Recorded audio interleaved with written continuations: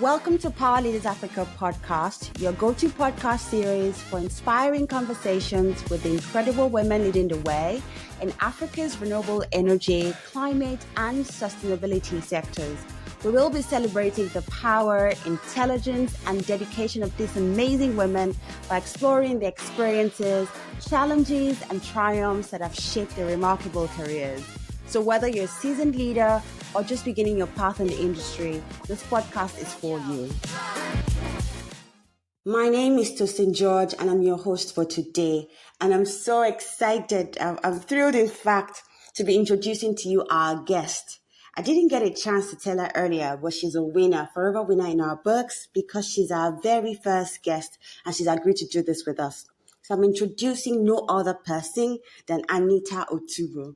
Anita is a Senior Director at Sustainable Energy for All. Anita, you're welcome to our podcast.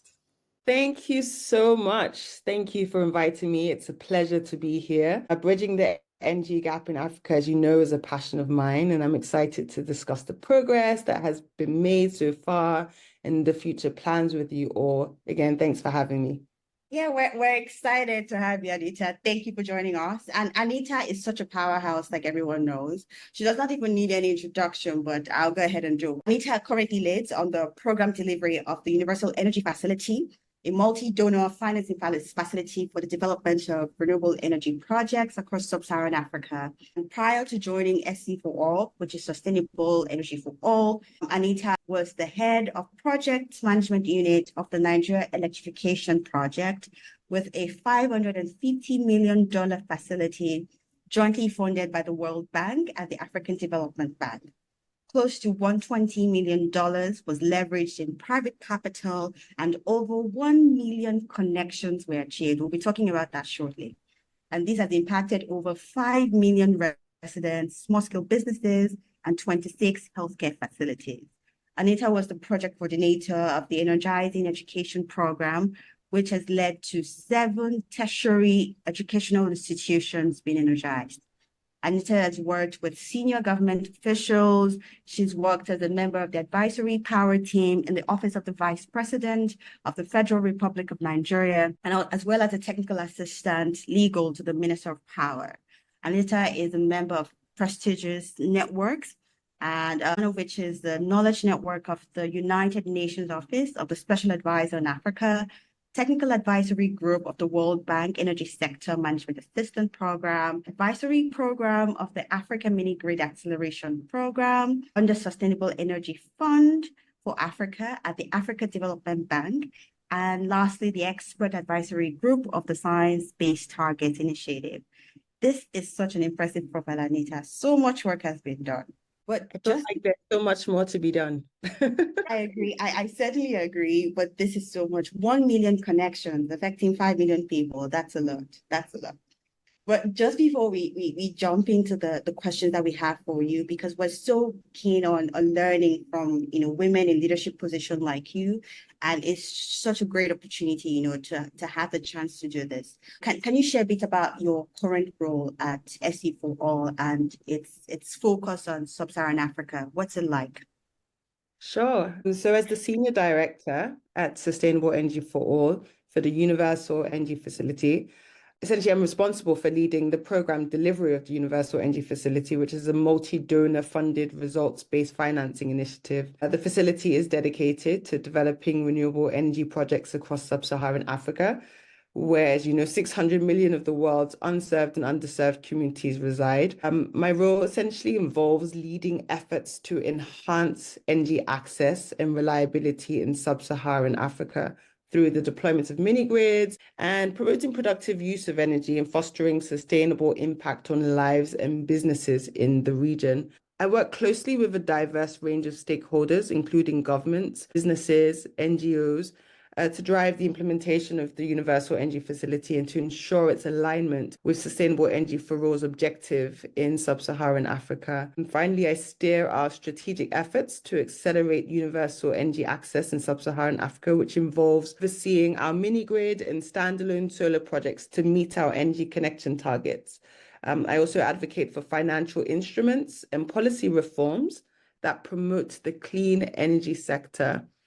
Since assuming this role, I have enhanced our focus on expanding financing options for clean energy developers, integrating gender considerations into our results-based financing practice, and extending energy access to remote communities. That is well put, Anita. That sounds like a job for 3 people, maybe even 5. Interested, maybe even intrigued by how you started, what your initial exposure to the energy sector has been like. Were there specific challenges, that pushed you into the space, or was this something that happened by chance? What was your early inspiration for joining the sector? Okay, so I was born and raised in London, and as you know, or you may know, you hardly ever experience power outages, ever, any power outages. So growing up, that was never a challenge for me. And, going to Nigeria on holidays on a frequent basis, at least once or twice a year, and this being a major challenge in the country, I couldn't quite understand it. In fact, it I hate saying this, but I didn't like visiting my home country growing up because of the fact that, I mean, it was lovely visiting family, the food, the weather, but there was just always that one issue, watching TV, having fun with the family, and then the lights would just go off just before, maybe something major is about to happen in the I know program that that you're feeling. watching. And so I was never really excited about coming home.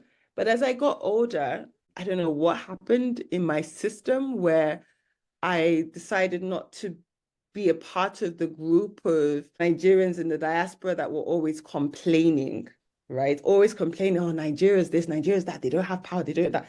Instead of complaining, how about you move back to Nigeria and make some difference, no matter how small it is?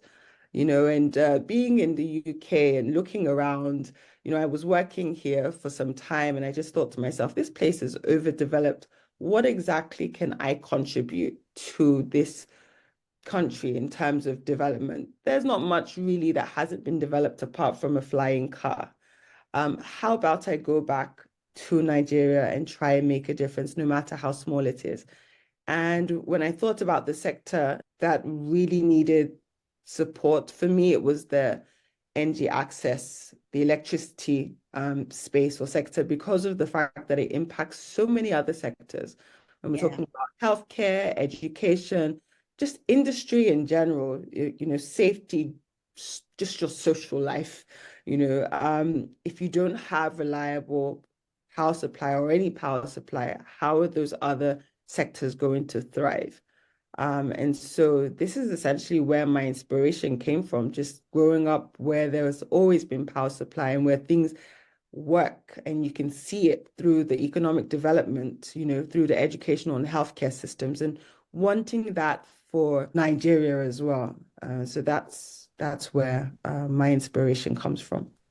No, that's something interesting, right? And it's I understand how that can be, and I think it's actually a very brave move to leave a place where everything seems to be working and then to come back to Nigeria and contribute in this way. So I think that's something notable. But then looking through your career journey, and just sort of looking at some of what I would consider defining moments, like for example, leading the project management unit of the Nigeria Electrification Project. I think that sounds like a very significant accomplishment, where we mentioned that you achieved over 1 million connections. There must have been a lot of challenges with doing that. Can you share a bit about some of the biggest hurdles you faced in achieving over 1 million connections? Sure. So the Nigeria Electrification Project, like the Universal Energy Facility that I currently lead, provides grant subsidies to private sector companies who are in the business of building mini grids or deploying standalone solar solutions for productive use towards bridging the energy access gap. Now, the grant subsidies are supposed to bridge the viability gap, understanding that these are businesses that typically aren't the most attractive, aren't the most lucrative because of where these businesses are essentially being built and operated. They're in the rural, remote parts of Nigeria or Africa. And as a result, there's minimum economic activity, and therefore the chances of making a return on your investment within a short time frame are quite slim. So in providing these grant subsidies, it's supposed to sort of de-risk these projects and help these developers, these companies raise the necessary finance that's required to build out these types of projects. Now, here's where the challenge comes. Most of the finance, the equity, the debt that's being raised by these companies are typically in hard currency, US dollars, euros, pounds, for example. Most of the equipment that's purchased to build out these projects are being purchased from abroad as well, using foreign currency as well. However, the power that's being consumed, the power that's being sold, is being sold in return for the local currency. Yeah. Here's where the challenge comes when there are unforeseen macroeconomic issues, which results in the devaluation of the naira. Because of the type of end user or customer that you're supplying electricity to, right? As I said, they're not in the most economic cities or communities, right? In terms of being buoyant with funds. So you can't just, approach them and say, oh, because of the devaluation of the naira and the fact that I took out loans in foreign currency, my equipment in foreign currency, I'm going to have to increase the cost of power supply when they can barely afford the current, tariff or price that's being charged for the power that's being consumed. It's really, really difficult. And this was a major challenge that was being faced and is still being faced by a lot of companies in this space. Now, how was I able to sort of address these challenges that came with the macroeconomic issues and the fact that even the cost of equipment was increasing, right? Therefore, also impacting the affordability aspect for the end users. I had to take a major, risk in increasing the grant amount, which was difficult because, not everybody was of the opinion that providing grants to private sector was the best solution. Some people saw it as though we were just giving free money to the private sector and not really understanding that actually this money is catalyzing a lot more investment and is de-risking these projects, and at the same time making it more affordable for the end users. It's reducing the cost of the power to the end users. It was something I had to do, knowing that it wasn't necessarily accepted by all in the first place, having to take that decision and further increasing the grant amount. But what I can say to you is that when that grant amount was increased, we saw a significant boost in the amount of investment that was coming into the country to support with the deployment of mini grids and solar home systems. And at the same time, it gave the opportunity for the companies to keep the price at the bare minimum, for the cost of power for the end users, therefore not imposing more hardship on their customers in these rural, remote communities. A second sort of challenge that had to be overcome was working with multiple stakeholders whom you have no control over their processes or their timeframes for delivery, right? And this cut across government and private sector. And I think more so with government, you have your deadlines, you're implementing a program that's expected to be delivered within 5 years or so. You have various government agencies that have their own processes and the way in which they do things and may not necessarily prioritize your own deadlines. And so it was important to work very closely with them to carry them along, help them to understand what the program is about and how it impacts the lives of those in rural communities in Nigeria. So showing pictures, videos of the existing mini grids and hearing directly from the end users, the customers, on how it's changing their lives. This definitely secured more buy-in from a number of these stakeholders, and you saw how they were, very willing at this point to support as best as possible in order to achieve significant scale of what they were seeing, which was, success at the end of the day. And then finally, we were also able to fund some dedicated staff to sit in a number of these government institutions to focus specifically on supporting companies who were benefiting or participating through the Nigeria Electrification Project to ensure that the necessary licenses, permits, no objections, approvals were being essentially processed within a good time.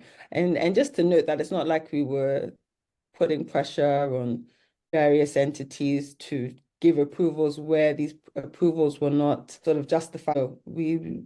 I'm a lawyer, so I believe on compliance.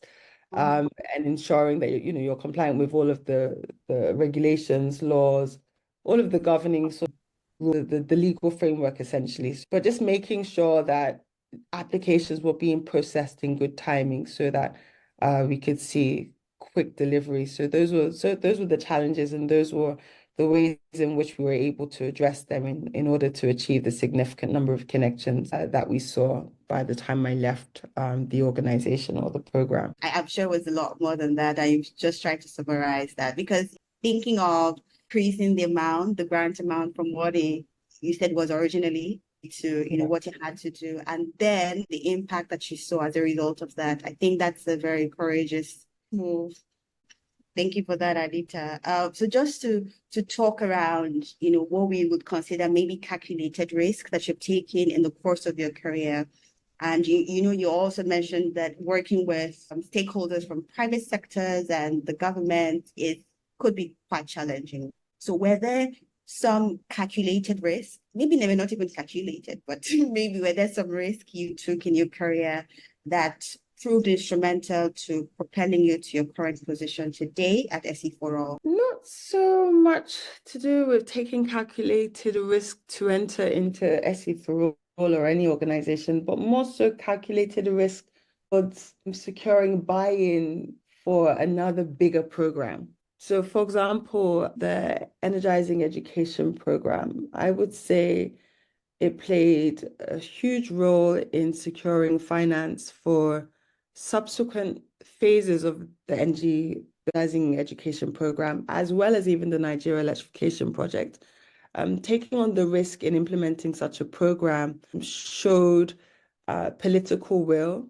It demonstrated that government was in support of deploying renewable energy solutions to address the energy access issues in the country, and specifically, address education, showing that, showcasing that, government really does want to provide a conducive learning environment. So with the Energizing Education Program, why I say it was a risk, well, the first phase, we adopted a particular approach where essentially we limited it to a small number of international companies that had significant experience in this space. So the reason why we took on this approach, which for some people was quite controversial, because it's like, oh, you have loads of local companies that could also do this work. At the time, there weren't many large-scale solar hybrid power plant projects in the country.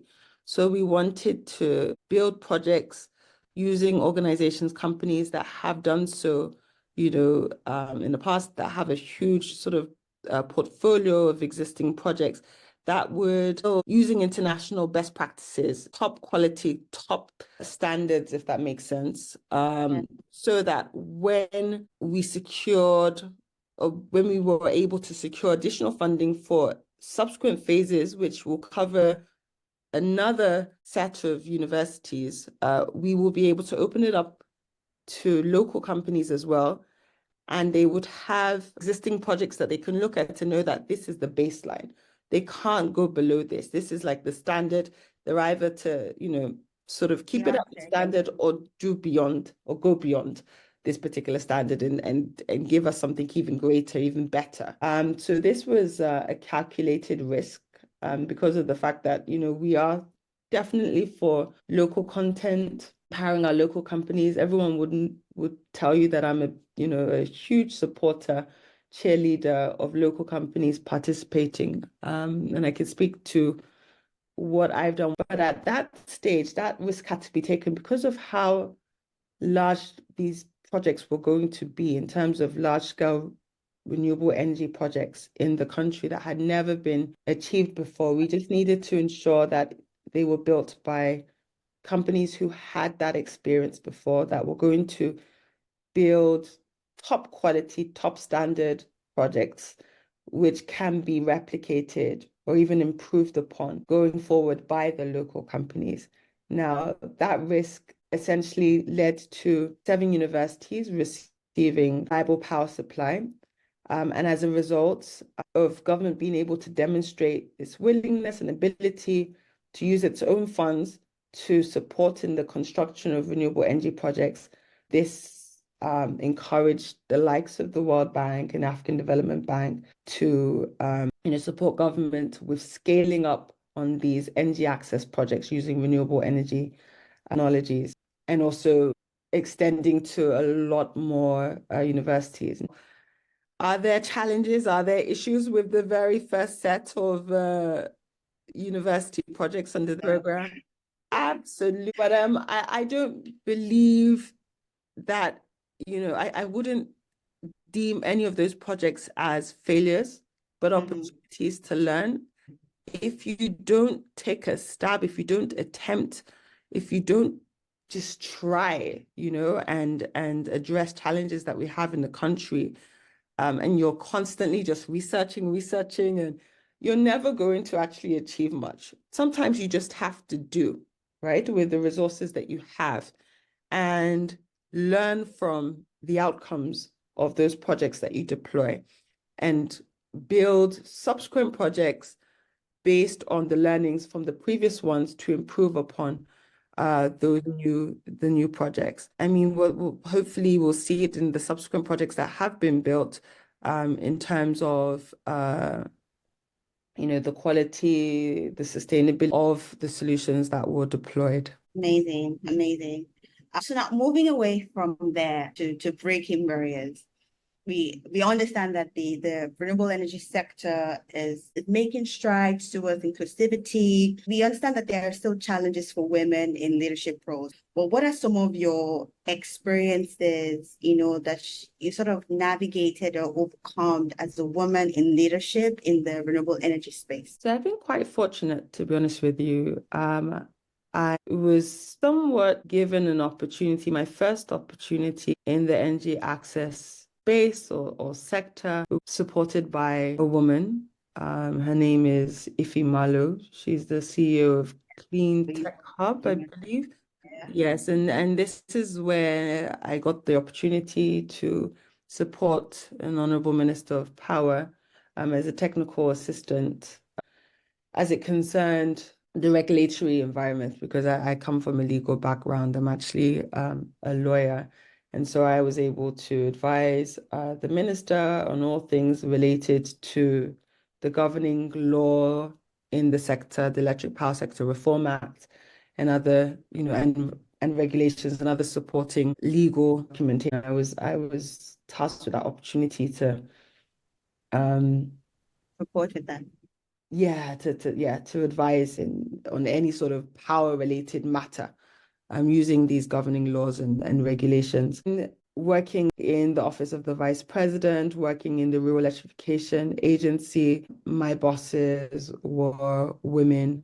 My current boss right now in Sustainable Energy for All, she's a woman, Mrs. Damilolo Gumbi, and she's given me tremendous opportunities in leading very large-scale programs. And I'm not an engineer. I'm not coming from an engineering background. However, I guess you saw something in me that I had the ability to sort of lead teams and to deliver upon projects that I was given. So I've been very fortunate to have had bosses, mentors, both women and men, who have encouraged me to take on such positions of leadership in the energy access space.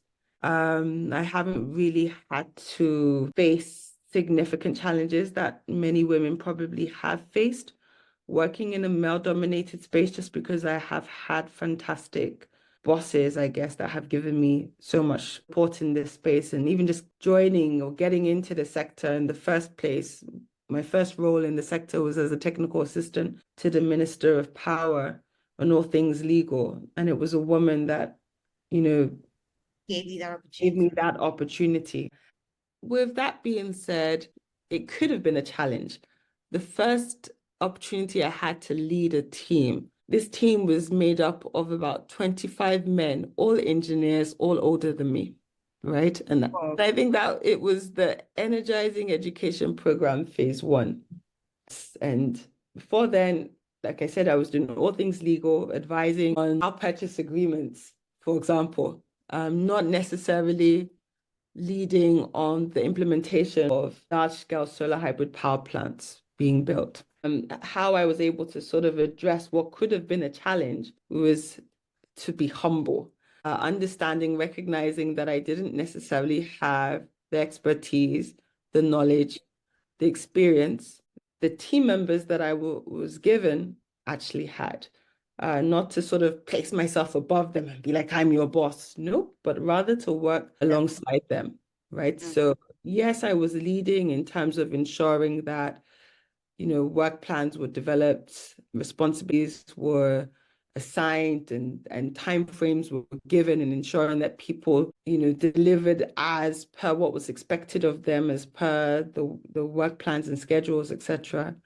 However, at the same time, I humbled myself enough to learn from them too, right? I wasn't just giving out tasks, but I was sitting down with them and doing the work with them.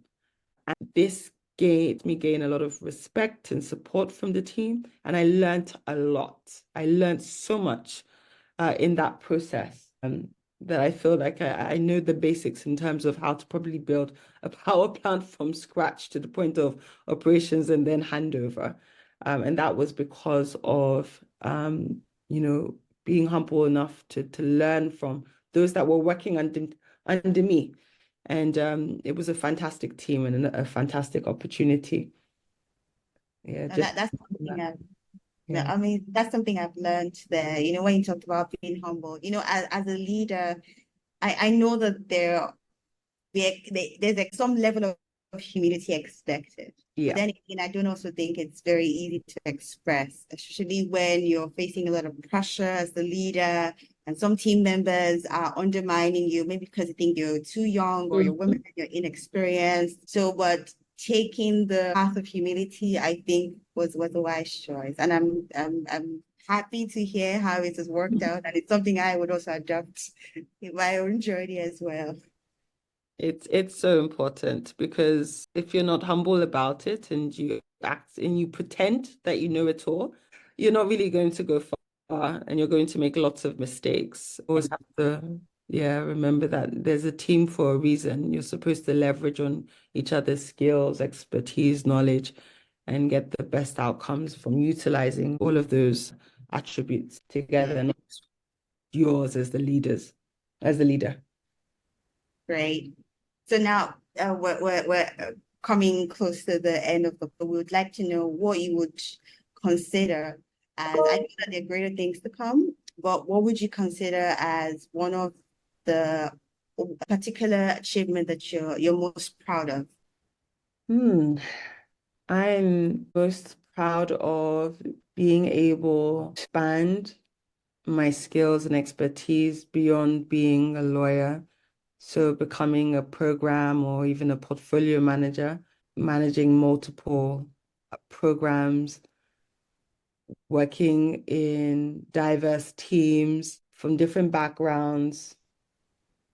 To me, these are major achievements, and because they were not necessarily plans that I had for myself when I was at university. I thought I was just going to be a solicitor, working in a firm, advising on immigration and family, and finding myself in the energy access space, working in major programs that are impacting lives, and really impacting lives, providing conducive learning environments, providing conducive, health facilities where, we're saving a lot more lives, that's major. Even helping businesses, just supporting in one way or the other with regards to the socio-economic development of rural communities in Africa, not just Nigeria, but now Madagascar, Sierra Leone, Republic of Benin,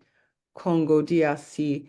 This is a major, major, major achievement for myself, knowing that no matter how small the impact is, I was able to achieve that with working with obviously great teams that I've had and that I currently have at the moment. Brilliant. And when you talk about impact, millions of people across Africa, I know that there's so much work to be done, which you've acknowledged at the beginning, but no, what has been done so far under your leadership is something that we should be clapping, for. We're looking forward to seeing more of what you're going to be doing. So yeah, anything you need from us, we're right here for you. Thank you. Thank you. You're welcome. So now, Anita, to advise for young people, especially young women in this space that are pursuing careers in energy access and development in Africa, what word of advice would you have to give them? I would advise them to get some mentors who are already in the sector, who are already working in this sector, who are doing great things.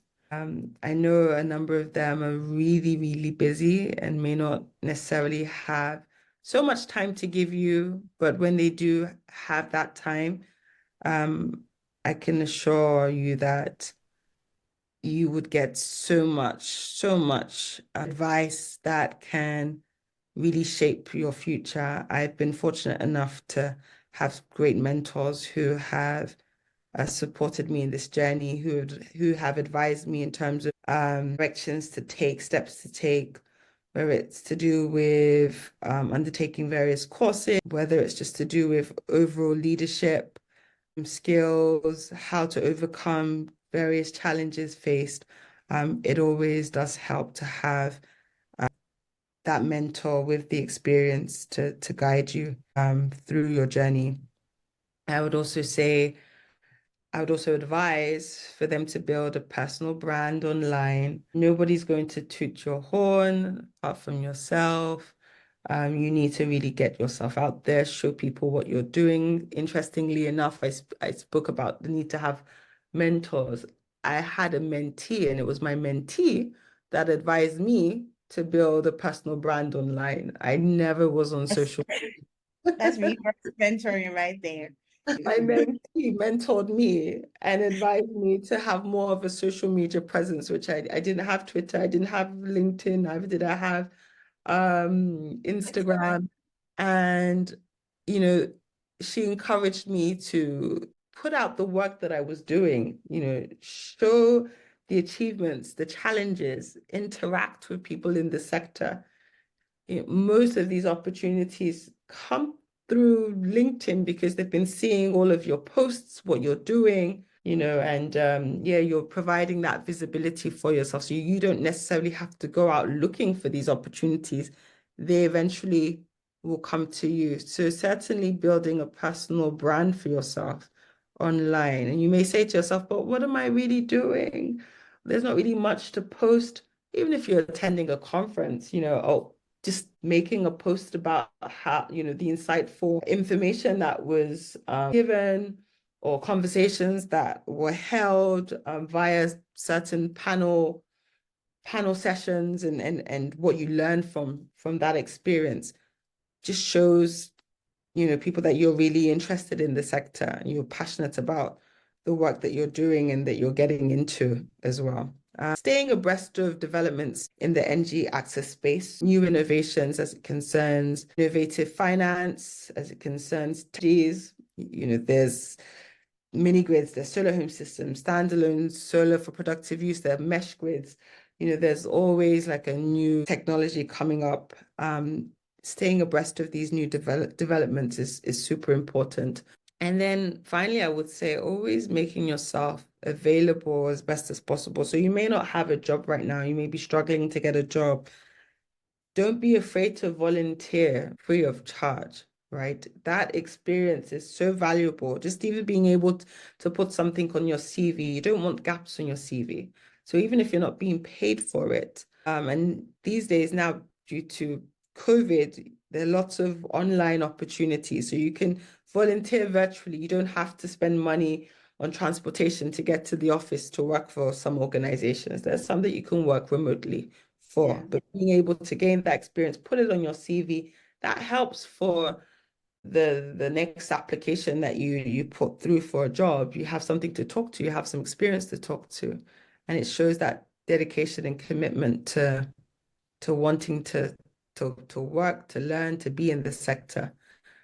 So yeah, definitely making yourself available and volunteering where you find yourself currently without a job. And funny enough, in many situations, not in all, but in many situations, you find that if the support, the service you've been providing for free is appreciated by the organization and they feel like they can't do without you, they may just even take you on, and give you a paid job.